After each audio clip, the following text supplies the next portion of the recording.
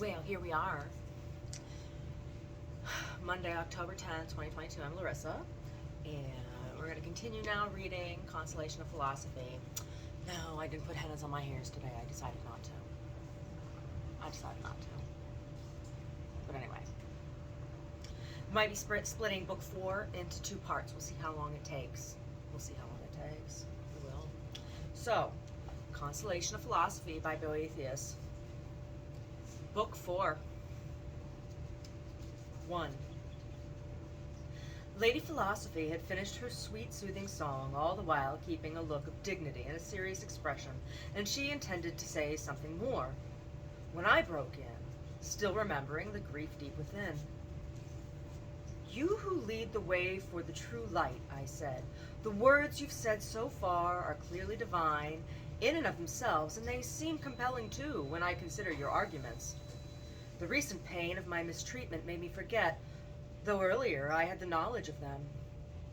But this one thing is the cause of my sorrow.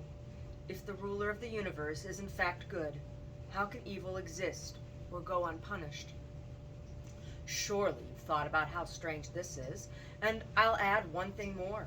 While wickedness thrives and rules the day, virtue lacks reward and is even overthrown and trampled underfoot by wicked men. Virtue, not vice, is punished. A man can't find words to express his confusion and anger that all these things occur in the kingdom of one who has all knowledge, all power, and who wants only good.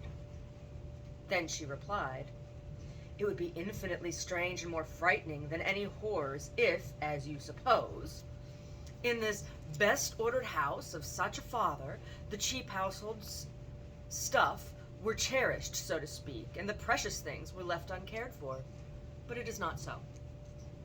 If those conclusions we reached a while ago aren't overturned, the very God whose rule you were speaking of will make you see that the good are always powerful, and the wicked always abject and helpless, that vices are never without punishment, or virtues without reward, and that happiness always falls to good men and misfortune to evil ones. And there are arguments of this sort that will lay your complaints to rest and strengthen you with certain confidence, since a while ago you saw the form of the true blessedness I showed you, and since you recognized where it was placed, I'll show you the way back home after we've been through the arguments we must consider.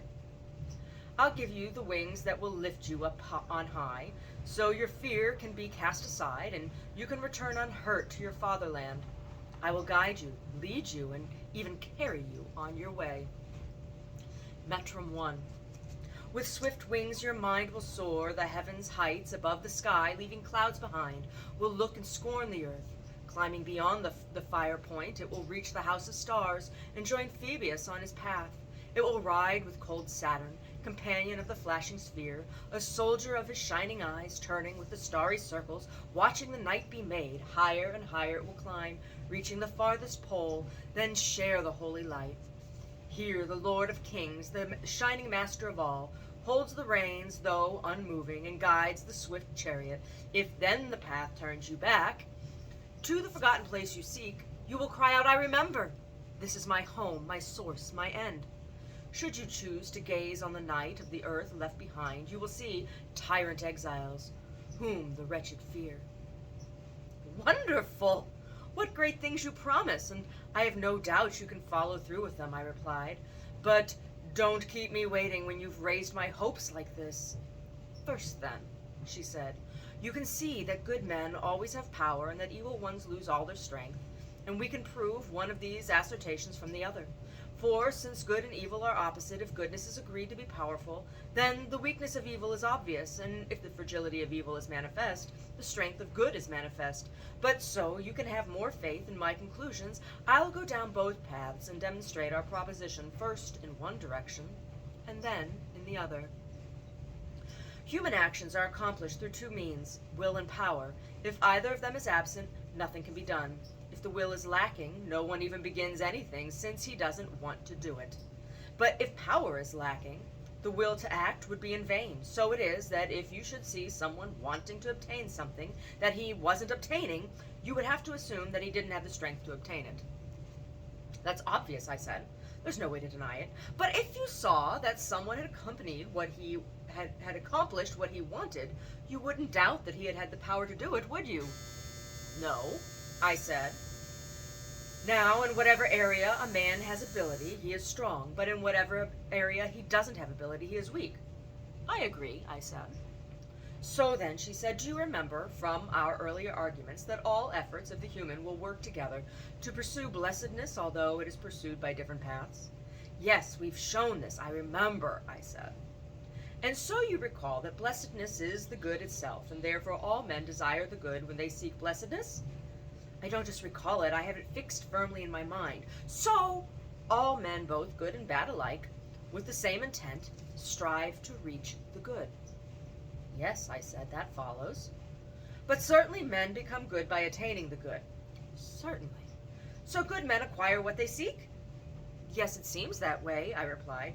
But if evil men acquire what they wanted, which is the good, then they couldn't be evil. Yes, that's true. Now, since both seek the good, but good men acquire it and evil men don't, we can hardly doubt that good men are powerful and evil ones are weak. Anyone who doubts it can't be thinking of the way things work or of the conclusions we reached, I said. Now again, if there were two men and they were given the same natural action to do, one of them performed the action in a natural way and accomplished it, but the other man couldn't carry out the natural task, but failed to accomplish it in a natural manner, instead imitating the one who accomplished it. Which of the two would you consider the stronger? I can guess what you're aiming at, I said, but I would still like to hear it expressed more plainly. You wouldn't deny that the motion of walking is natural to humans, would you? No, indeed, I said. And so, if one man moved about by walking on his feet and another one couldn't walk naturally with his feet but tried to walk by using his hands, which of the two would you consider more able? Construct the rest of your argument, I said, for there's no doubt that the one who could perform the natural function would be more able than the one who couldn't. But indeed, good men seek through the natural functions of their virtues the highest good, which is to set before good men the evil ones alike, while evil men seek to attain the very same thing through their changeable desires, which is not the natural function for obtaining the good. Or do you have a different opinion? No, I said, and what follows is also obvious. From these arguments I've granted, we have to conclude that good men are truly powerful and evil men weak. Right, she said. You're getting ahead of me. This is the sort of thing physicians hope for, a sign of an alert and resilient nature, but since I see you're so quick to understand, I'll pile up a lot of arguments. Look at how obvious the weakness of flawed men is, since they can't even reach the goal to which their natural inclinations leads, and in fact almost drives them. And what if they are deserted by the great and nearly invincible aid to their nature, which guides them along the way? Consider, too, what great weakness possesses wicked men, for it's not small, trifling pieces they pursue but cannot reach to obtain. They fall short in the highest summits of all things, and in their misery they have no success in the thing they strive for day and night. But this is where the strength of good men stands out. It's like this. If a man were traveling on foot and came all the way to a place where there was nowhere left for him to go, you would consider him the most powerful in walking. In the same way, if a man reached the goal of things worthy to seek, so there was nothing else he could strive for, you would judge him most powerful. On the other hand, the wicked seem to be lacking any strength. Otherwise, why would they abandon virtue and pursue vice? It is because they don't know what is good? But what's weaker than the blindness of ignorance? Or does desire overwhelm them and turn them off their course, even when they know the things they should pursue? In that case, they're also weak in self-control, since they can't struggle against vice. Or do they knowingly and willingly desert the good to turn to vice? In this case, they not only cease to be powerful, but cease to be at all, for a man who abandons the common good of all, at the same time, cease to exist. Now, it might seem strange to say that evil men who make up the majority of mankind don't exist, but this is the way the situation is. I don't deny that evil men are evil, but I do deny that they exist in a real and essential way. For just as you could call a corpse a dead man, but not simply a man, so I would say that wicked men are evil, but not concede that they really exist. For a thing exists when it retains its role and preserves its nature, but what falls short of this truly ceases to be, since its being is contained in its nature. But you'll say evil men can do things, I won't deny it, but their power comes not from strength, but from weakness, for they can do evil, which they couldn't do if they had been able to continue pursuing good. This ability to do evil shows even more clearly that they can do nothing. For if evil is nothing, as we concluded a while ago, it is certain that the wicked can do nothing, since evil is all they can do. It is obvious, I said. And to help you understand what kind of strength their power has, we determined a little earlier that nothing is more powerful than the highest good. Yes, indeed, I said. But the highest good can't do evil. Not at all. Well, is there anyone who believes that men can do everything, she said. No one who's sane. But these men can do evil. I only wish they couldn't, I said. Then once the one who can do only good can do everything, but men who can do evil can't do everything, then those who can do evil are clearly less powerful than those who can't. Furthermore, we've shown that all power should be considered among the things to be sought, and that all things to be sought are related to the good, as if it were the summit of their natures. Now the ability to do wickedness can't be related to the good, therefore it's not a thing to be sought. But all power is to be sought, so it's therefore obvious the ability to do evil is not power. From all these arguments, we see the power of goodness and the manifest weakness of evil. And Plato's statement is clearly true that only the wise can do what they desire, but the wicked strive for what pleases them and can't accomplish what they desire. For they do the things that are pleasing, while they think they will gain the good itself, which they desire, through the things that delight them. Yet they don't attain it, since wickedness doesn't arrive at blessedness. And take a stop. Stop here for a moment. It's hard to reconcile this. I think about like people who break into my home and steal my artwork and then go and use it for their own profit. There is no goodness or blessedness in that. Right? To continue to steal from me, to continue to violate me. Can you call a person who continually violates the being of another, can you call them good? Absolutely not. It's corrupt. It is pure corruption. Our government is purely corrupt at every level, particularly in California. And the corruption is that much more detestable because it comes in the guise of religious support. Thinking about Catholic charities in the Catholic Church, or extremist Islam, or synagogues. There's a reason why our Constitution established a separation of church and state. There's a reason.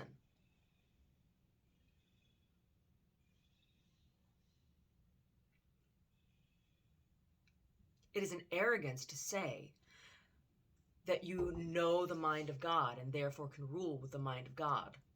No one can know the mind of God. And theocracy and monarchy both claim to know the mind of God. That is the premise of the form of rule. Oligarchy is in a similar category, but has replaced God with money, right?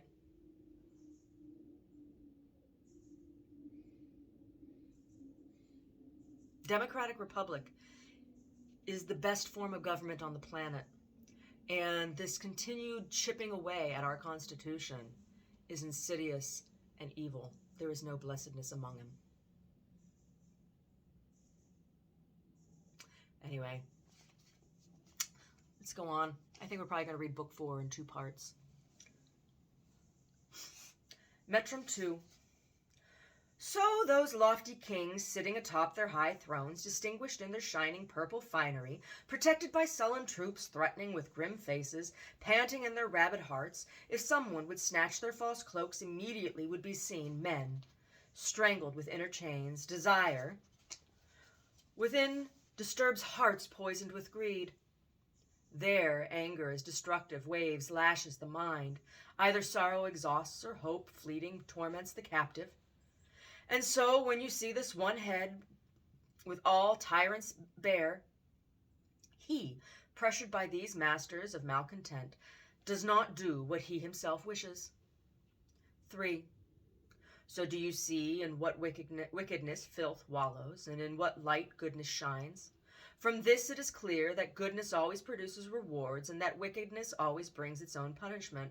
For we can see with certainty that the purpose behind every deed is the reward for that deed, just as the garland that runners seek is the prize for running.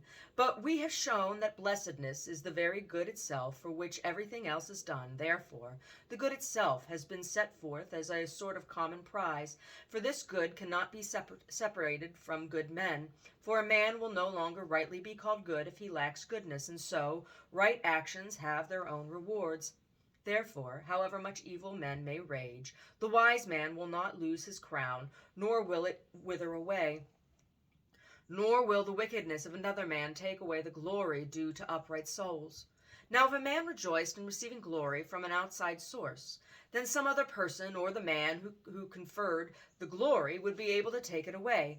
But since every virtuous man receives his glory from his own virtue, then he will lose the reward only when he ceases to be virtuous. Finally, since every reward is sought because it is believed to be good, who will think that the man possessing goodness is without reward? And what is this reward? The greatest and most beautiful thing of all. Just remember that wonderful corollary that I gave you a while ago, and consider this. Since the good itself is blessedness, it is obvious that all good men become blessed through the very fact of their goodness, and those who are blessed are rightly called gods. This, then, is the reward of good men that the future will never erase, that no man's power can diminish, that no man's wickedness can darken, to become gods. Since this is so, no wise man can doubt that the wicked are not without their punishment. For since good and evil are diametrically opposed, just as reward and punishment are, the things that we see coming to a good man as reward must have their counterpart in punishment for the evil man. So virtue itself becomes the reward of a virtuous man, and wickedness the punishment of the evil one. Now, truly, whoever experiences punishment has no doubt that he is suffering evil. And so, if they should wish to reflect upon themselves, can they consider themselves without punishment when wickedness, the greatest of all evils, not only affects them, but infects them? And look at the punishment that follows evil men, compared to the reward of good men. For you learned a little earlier that everything that exists is one, and that oneness itself is good.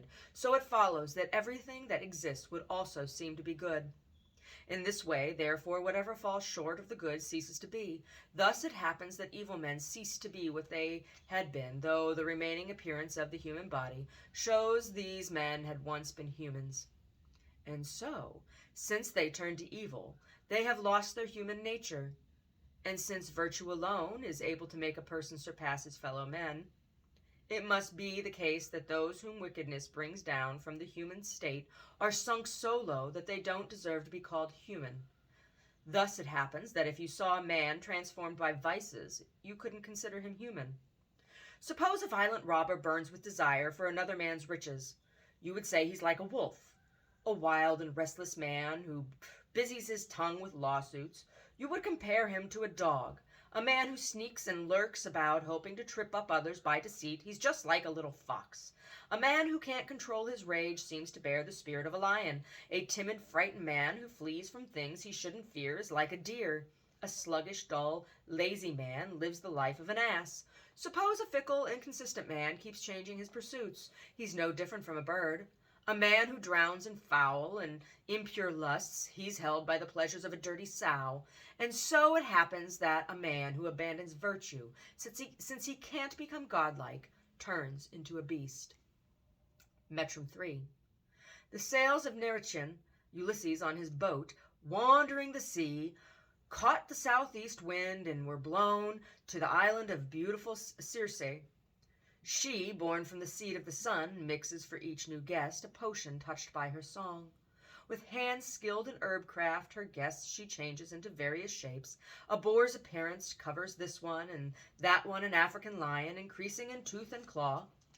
Here one, just now a wolf, attempts to cry, but can only howl. Another one, who seems an Indian tiger, prowls softly about the house. All around helpless Ulysses, these plenteous evils abound. But through Mercury's will, the winged Arcadian, from the host's destruction, Ulysses is permitted release. Too late for the unfortunate oarsmen, who already down tainted drinks. They eat now as hogs lost, trading Circe's bread for acorns. Nothing, neither body nor vice, appears intact. Nothing but their minds remain steadfast, able to mourn their monstrous forms. Oh, hand too weak! Your powerful herbs change human limbs, but potions cannot change hearts. Within is man's strength concealed in a hidden fortress, those potions which draw man from himself. These are the potent ones, dire potions which pass deep inside, harmless to the body, but ravaging with wounds to the mind. 4.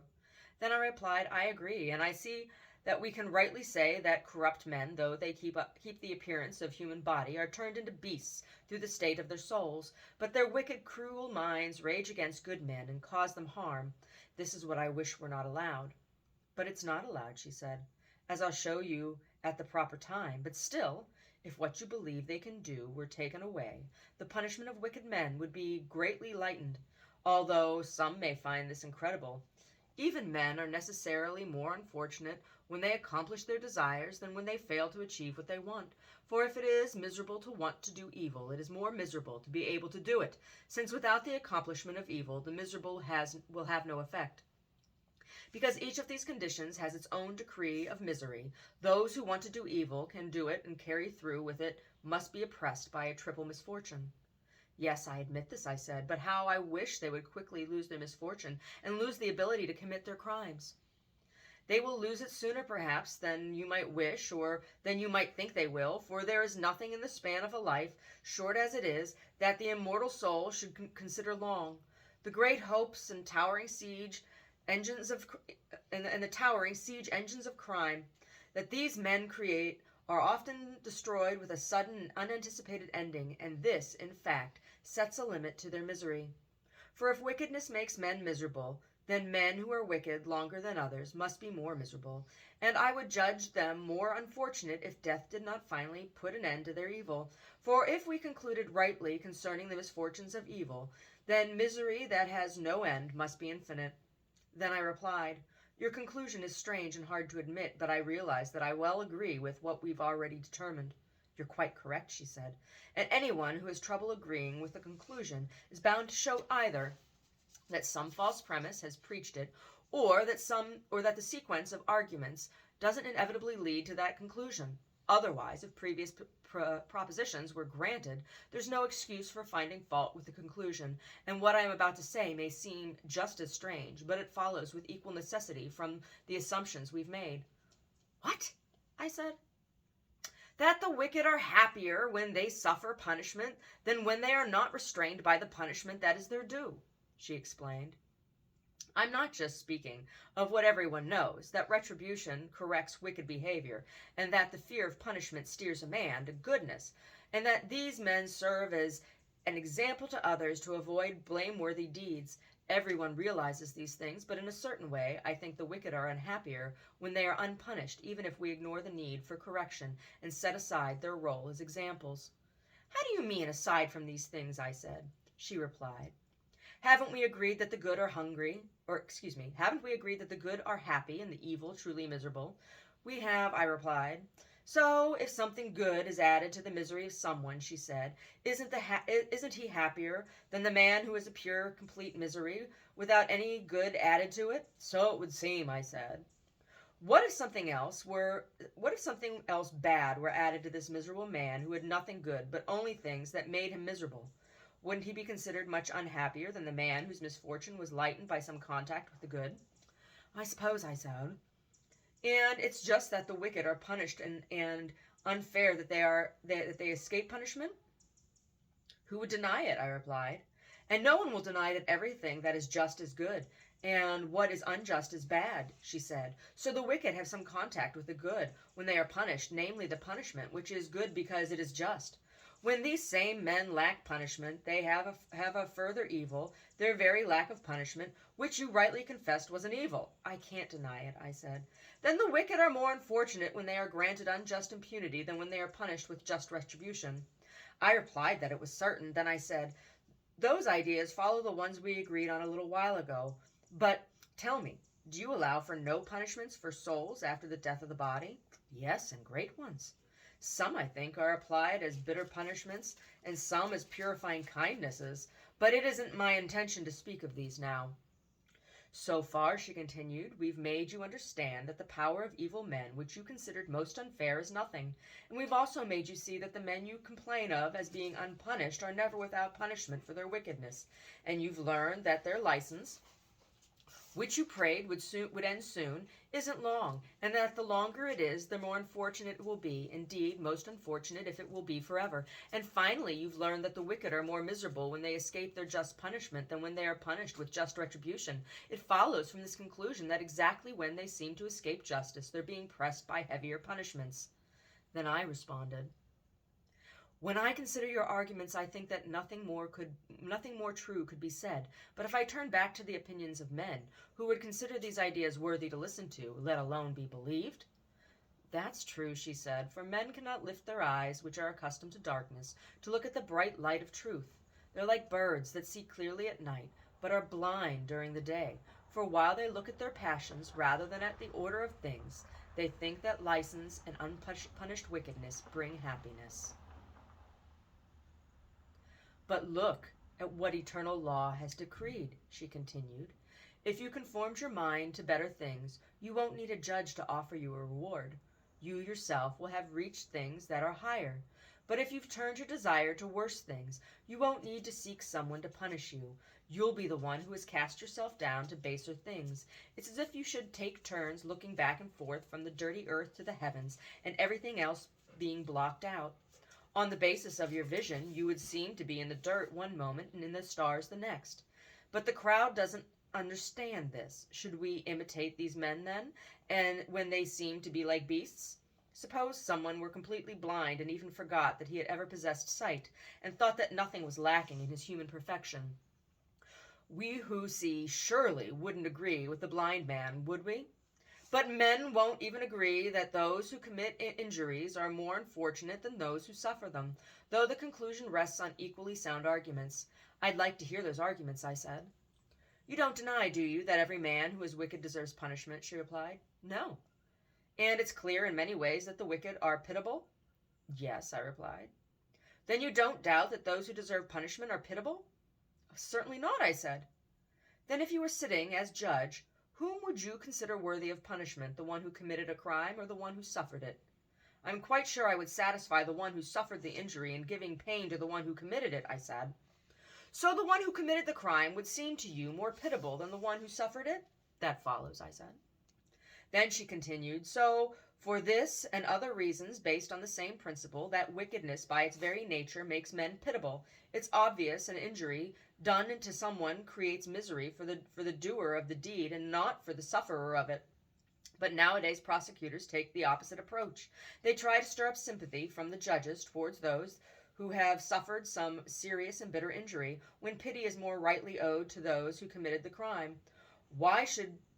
Who should be brought to judgment, not by angry accusers, but by well-disposed and merciful ones? Who would lead them to a judge as if they were leading sick men to a doctor, so the disease of their faults could be cut away through punishment?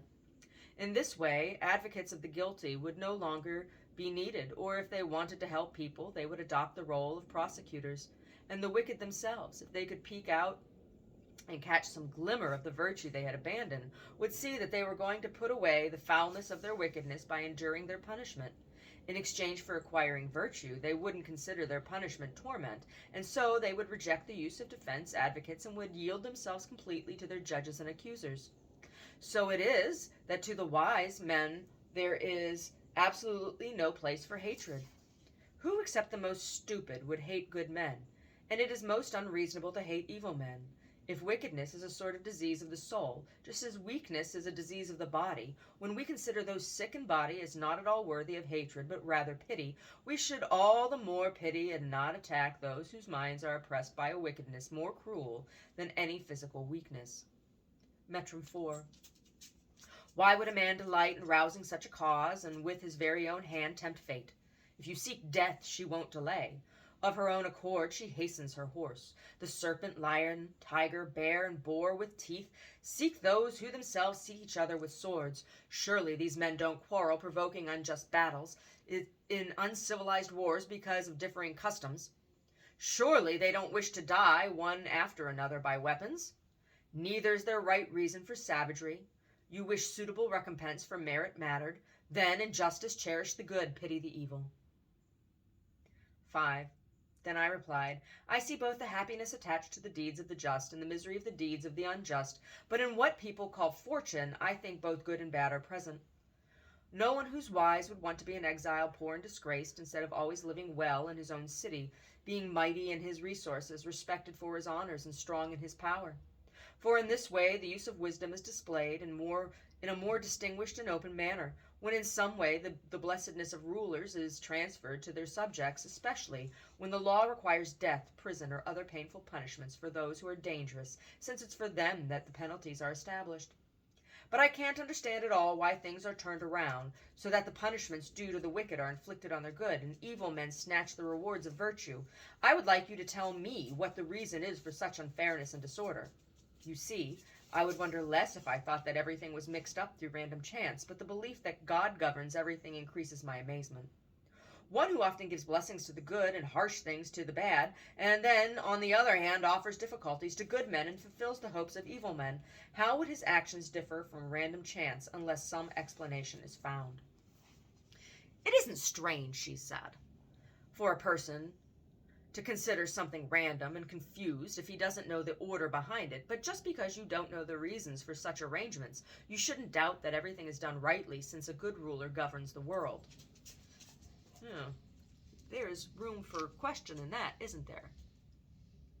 Right.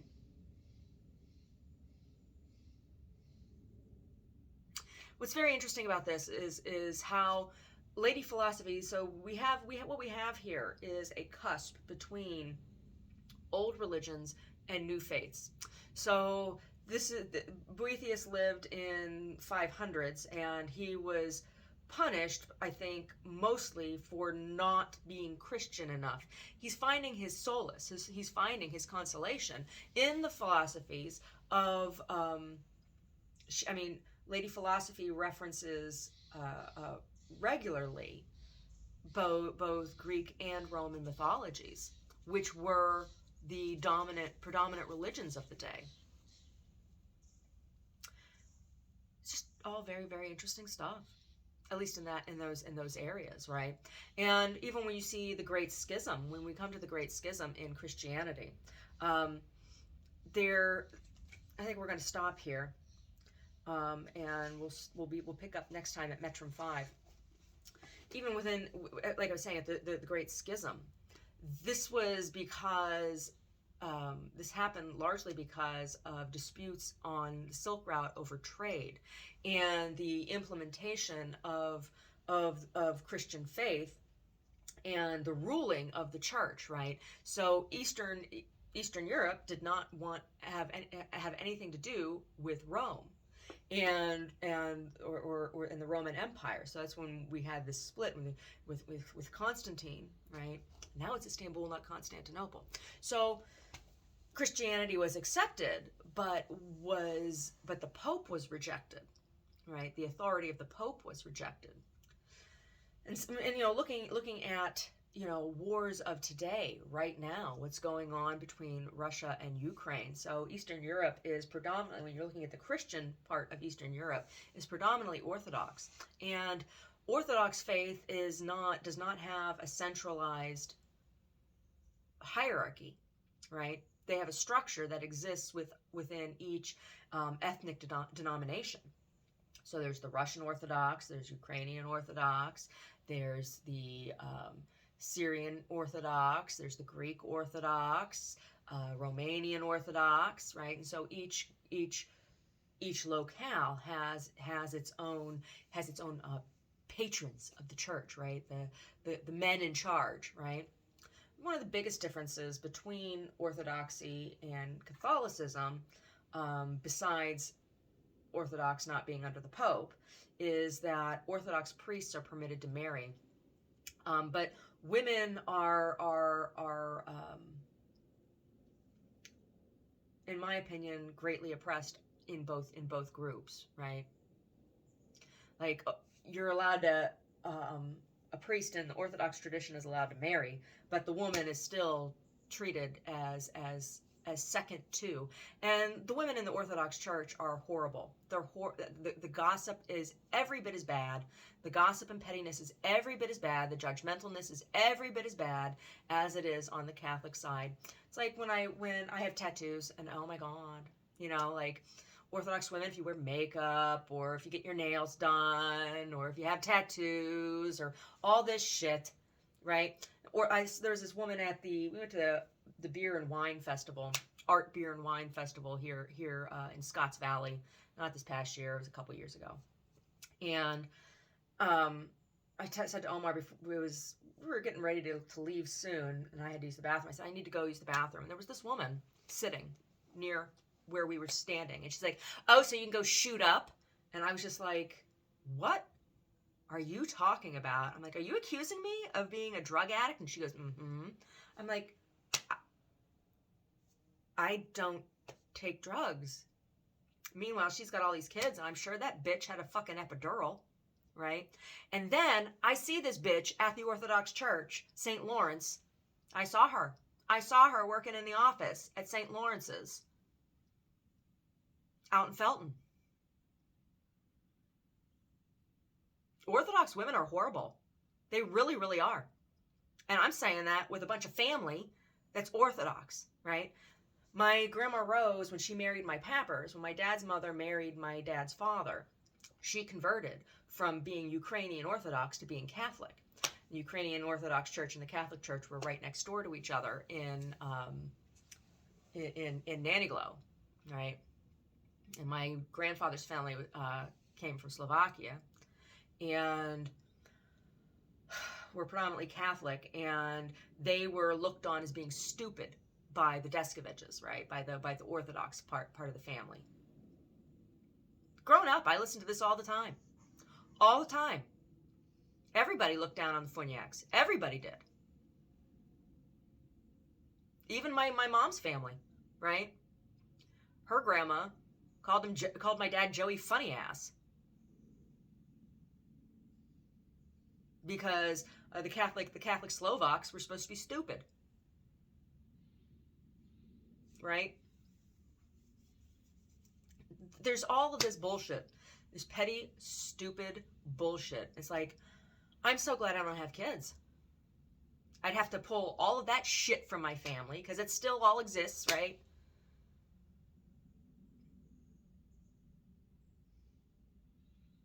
And then add it to a Muslim side of the family? Hell no. Hell no. So I really feel for Boethius. I really do. I relate to him, because like everything I work on is in my personal search for God, my personal relationship with God and what I believe. And people shit on me all the time. All the time. Steal from me. Malign me, right? And it's all orchestrated to suit other agendas, like Mary Steiner from the United Nations. She told me that what they were going to do. She goes, you're going to be just like Job. They're going to take everything from you. Talking about the church, I met her through the Catholic Church, right? Rogelio Gaitan introduced me to her. I don't trust any of you people. I don't trust any of you fucking people.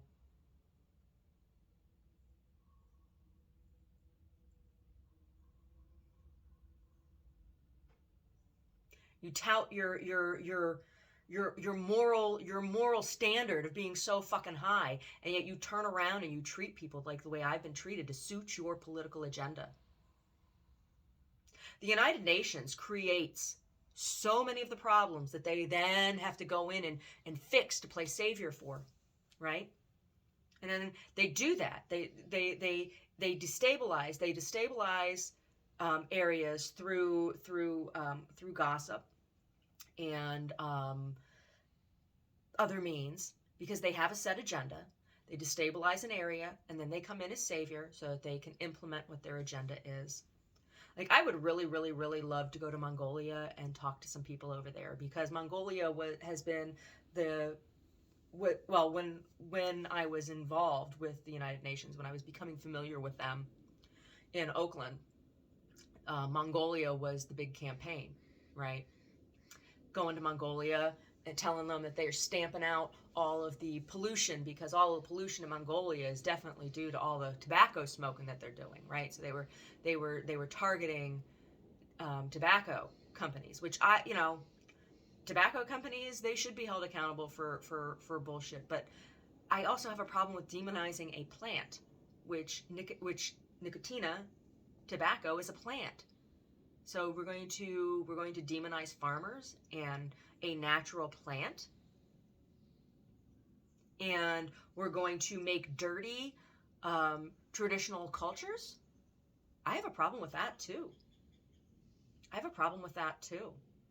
I also have a problem with lying to an entire nation of people in Mongolia, saying, "Oh, you have horrible asthma and all of this pollution because of your tobacco farmers." No, that is not where the pollution comes from in Mongolia. It's coming from factories, largely in China.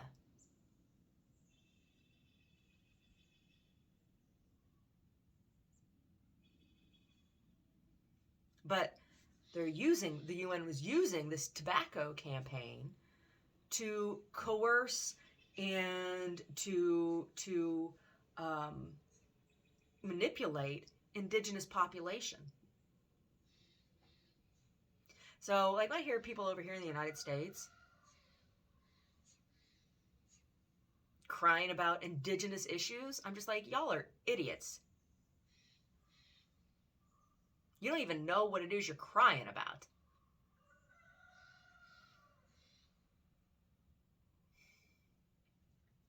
But really feel for Boethius. The difference between me and Boethius, are they gonna? I'm not gonna be killed. I'm just gonna be tortured for the rest of my life, right? So that Beyonce can be rich and famous and bitches like her.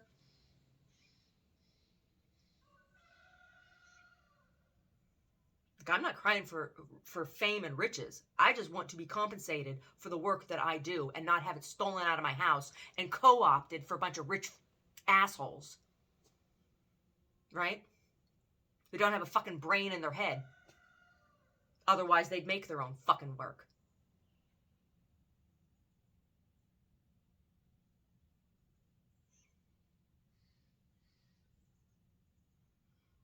Sorry, Beyonce. I'm sorry to be picking on you alone. It's not just you. Katy Perry, Macy Gray. Go on and on. Any one of you out there. Carrie Underwear. Kelly Clark Bar.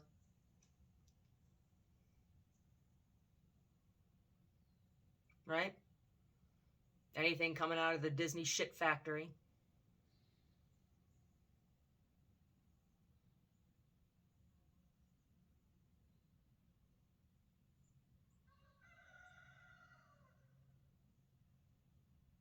I identify with Boethius in this book. I love Lady Philosophy. I love her. But I identify with Boethius.